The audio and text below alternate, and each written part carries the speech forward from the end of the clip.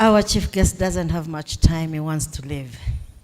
But allow me to invite our guest speaker, none other than Dr. Lilian. Let's listen to her at least before the chief guest comes on board. Mama, you're welcome.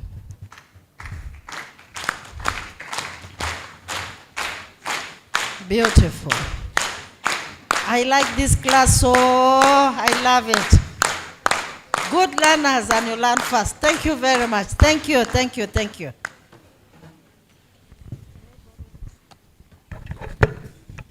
Indeed, this is a great class. Congratulations, you've done well. Honorable Minister and all protocols observed. Good morning, or is it good afternoon yet? It's a pleasure to see you and to have you here. Are you able to see me, or I'm lost under this table? Okay. It is a pleasure to be here for this Extension Week in Uganda. Uganda being one of the country fora in AFAS, we are always proud to associate ourselves with Uganda and even to be here for this session.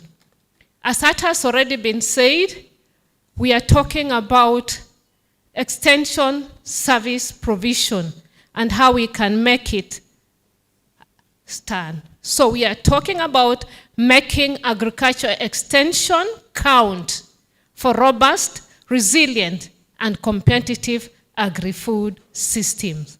And it's a pride to see the extension specialists within us here who are going to deliberate and to discuss to make extension count in Uganda.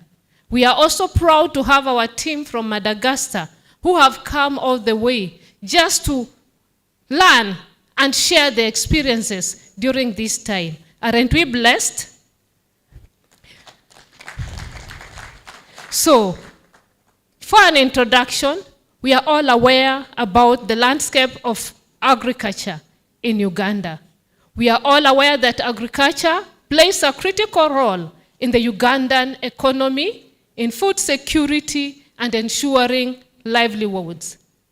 Generally, from literature, it says it contributes to about 23% of agriculture of GDP in Uganda. Is it in Uganda? It is contributing to the country's food. And it's also a significant source of export production, with coffee, tea, and fish being key to export. When I came in on Sunday, there was a march which was being talked about, merger, and I would see a lot of coffee, and I got a bit worried as I came in. But that's why we are here, to prove ourselves that we can make the agriculture sector robust, even at a time as this. Generally, we know that the Ugandan agricultural landscape is rich in resources, and it has potential. Coincidentally, it is also challenged, especially noting that most of our farmers are smallholders, and many of them, you find, they are being challenged when we talk about inputs. They are challenged when we talk about resources. And this becomes a challenge when we think about the potential of the agriculture sector in Uganda. But that's why we are here as extension experts.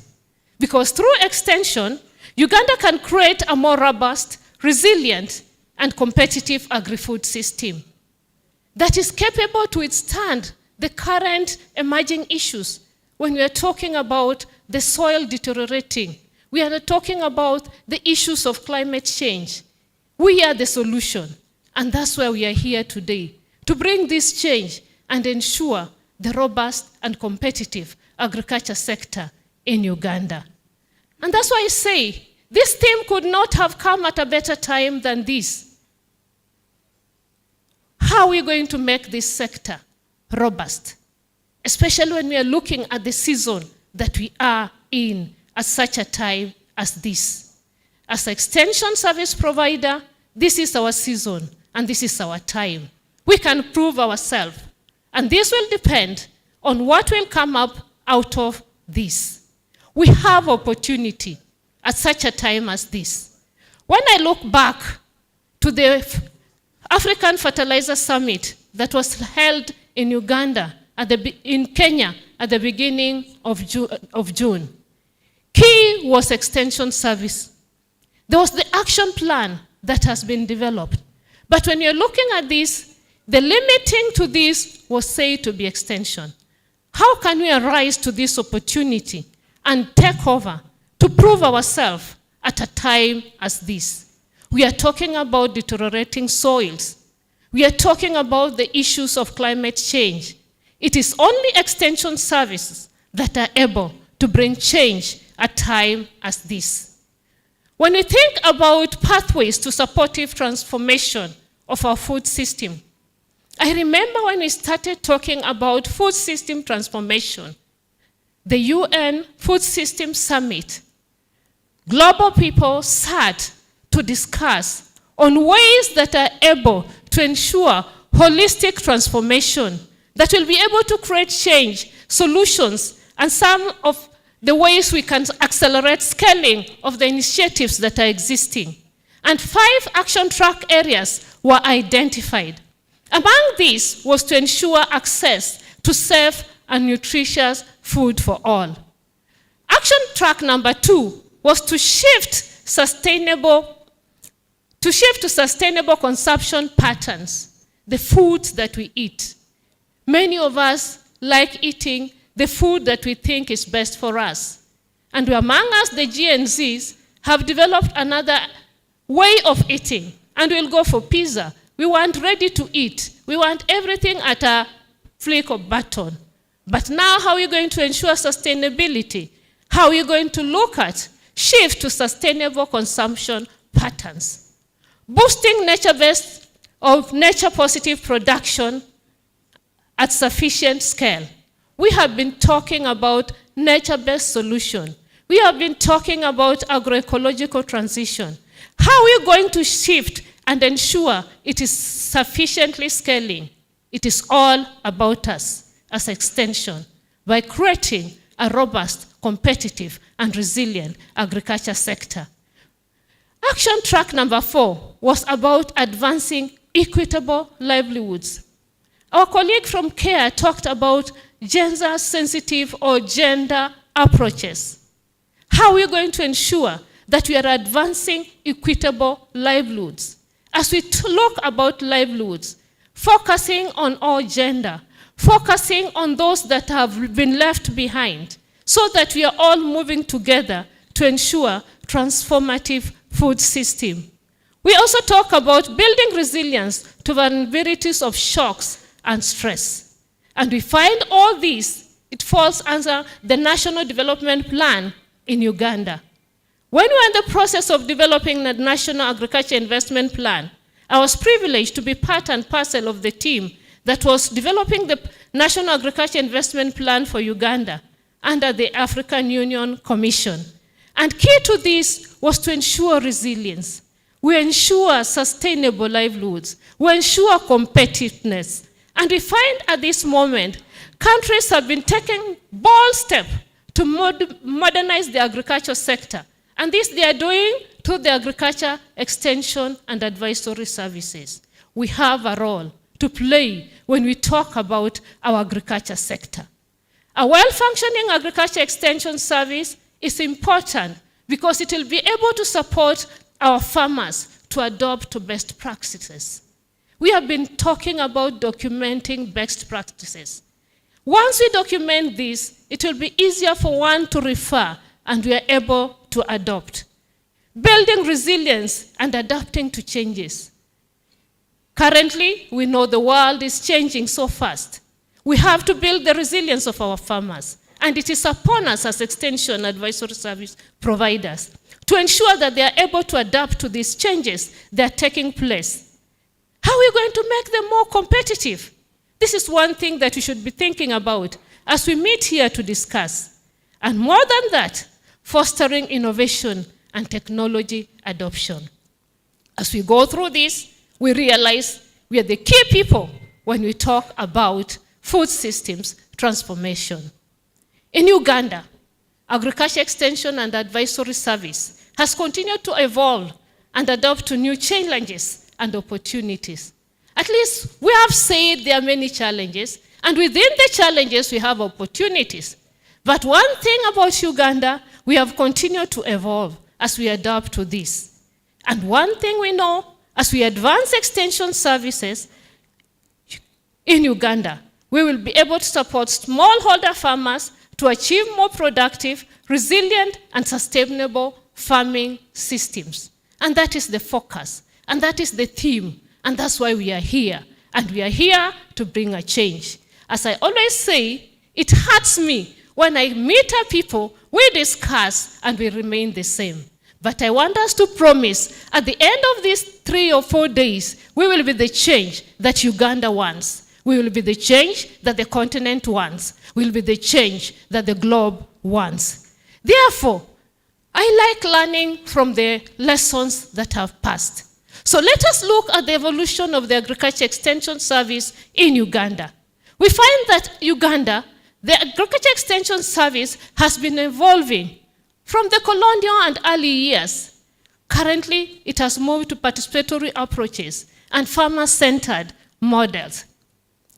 At the colonial time and the early post-independence period, that was between 1950 and 1980s, we found that extension service was mainly focusing on cash crop production for export. At that time, extension service was more of top-down.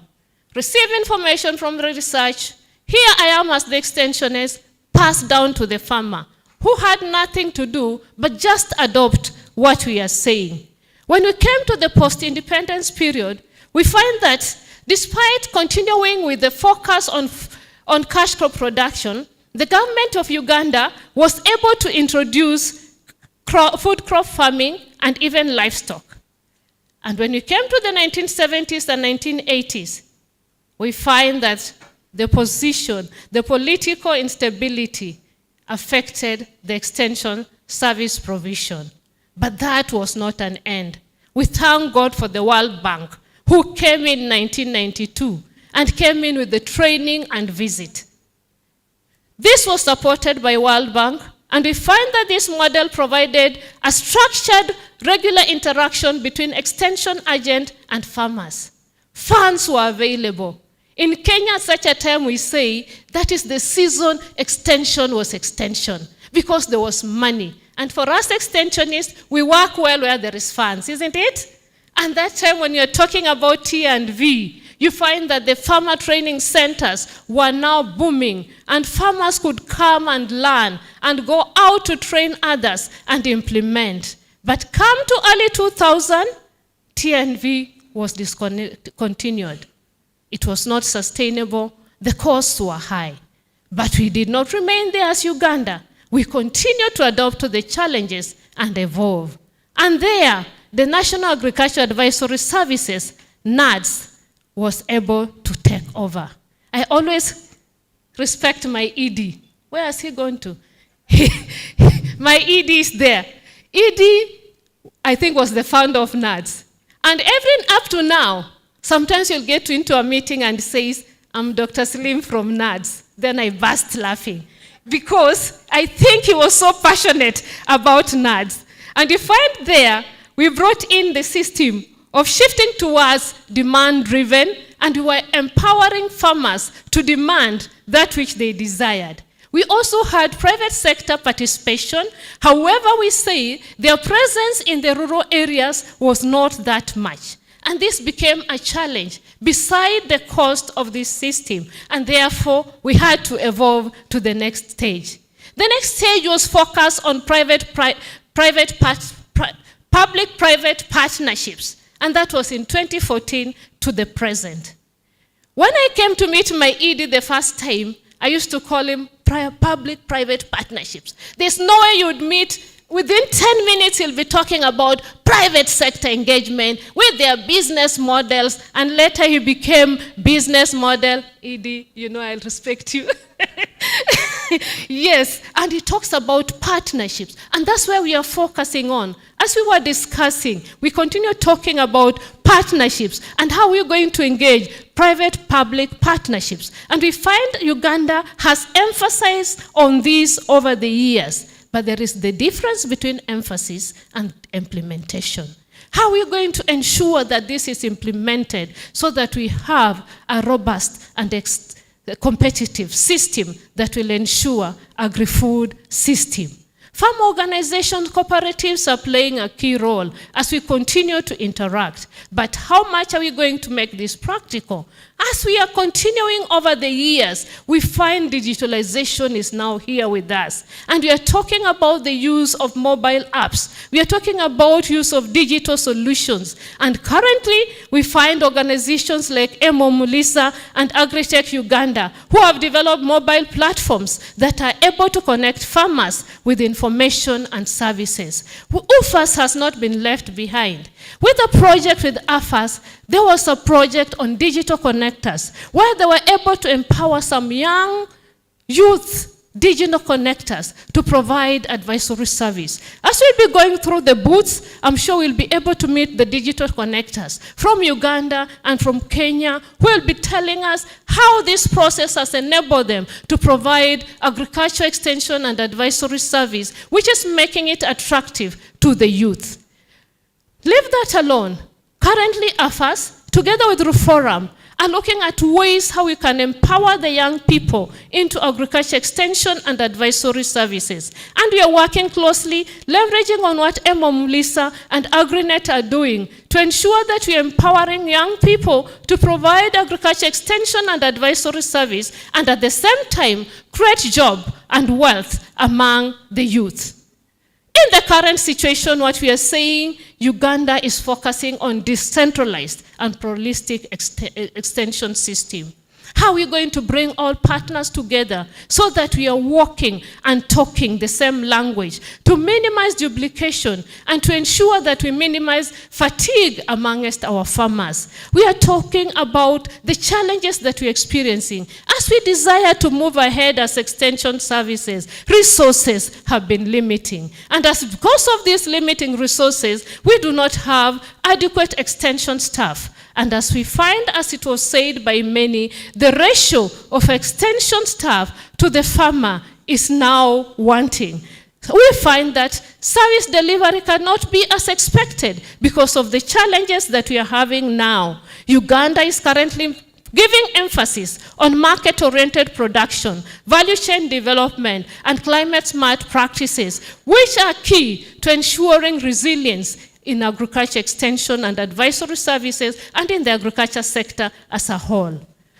Generally, Uganda has not been left behind. We are shifting towards farmer-centric approaches. Currently, the norm is talking about participatory approaches. We are talking about farmer-led agriculture extension services. We are talking about encouraging farmers to co-create knowledge and learn, so that adoption can be faster than we used to do when we were thinking about the top-down system of agriculture extension. And we have gone ahead to leverage on ICT and digital tools to ensure that we enhance agriculture extension services. This does not go without challenges. The high farmer to extension worker ratio, just as I've mentioned, which has limited the quality of extension service and has also limited the reach. As a team, while we are here, what is the solution? Even as we think about this, how are we going to ensure that knowledge is getting to the last mile despite the challenges that we have? We're also talking about the generic extension content.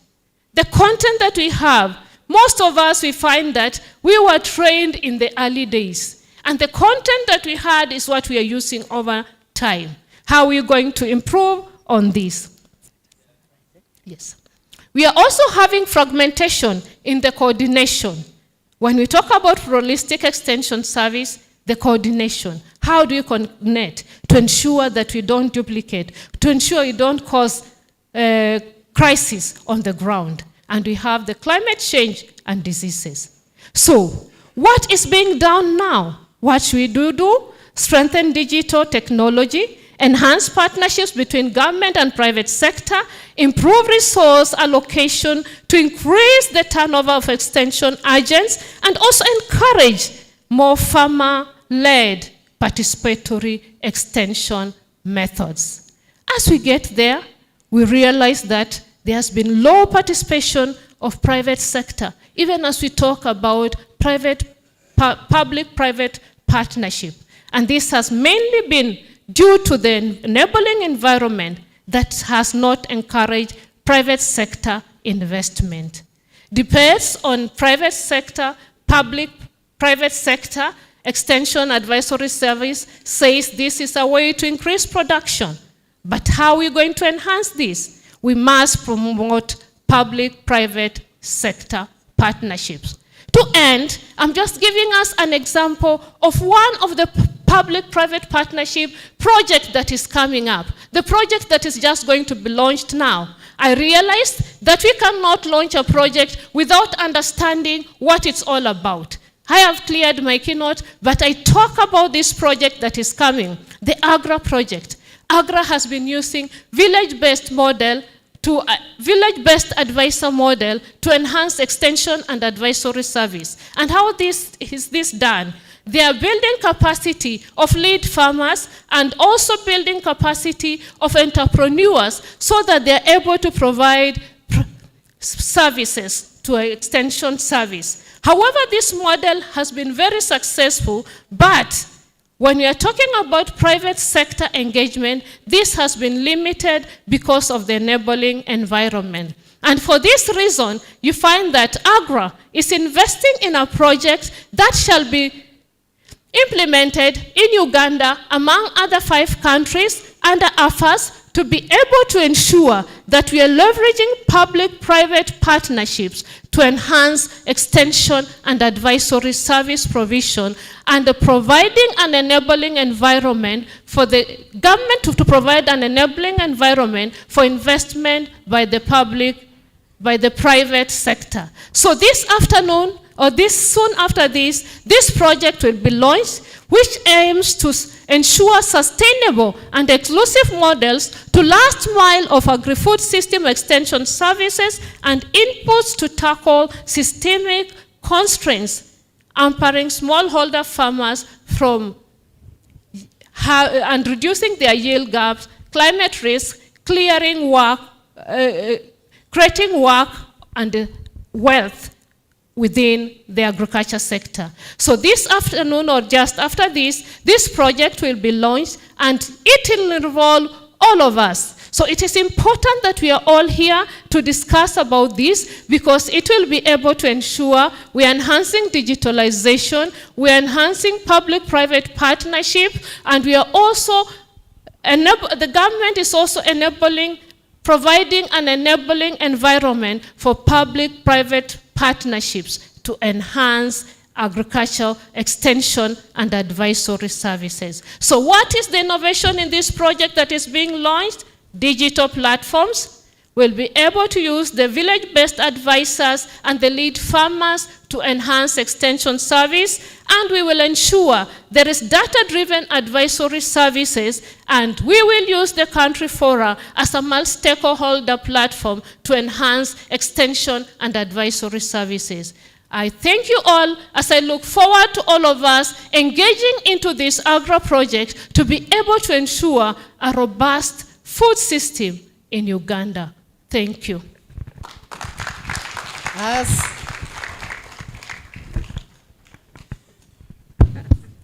Asante sana. I know she deserves better. Yongeza tena. Thousands of apology, Mama, for the pressure that I put on you. But allow me, I'm not going to go through discussing anything here. Let me invite Mama Beatrice. Please, you have less than a minute, and then you let the director have also about a minute, and then he invites the minister. Thank you, good students. Meanwhile, I need Grace Musimami. Grace Musimami, wherever you are, come and see me now. Thank you, Lilian, for that brilliant presentation. I think I'm requesting that we get copies, soft and hard copies, so that you can go through it and internalize it. It is very brilliant. Our honorable guest of honor, Honorable Bright Ramirama, Minister of State for Animal Industry and Fisheries in the Ministry of Agriculture, Animal Industry and Fisheries, and my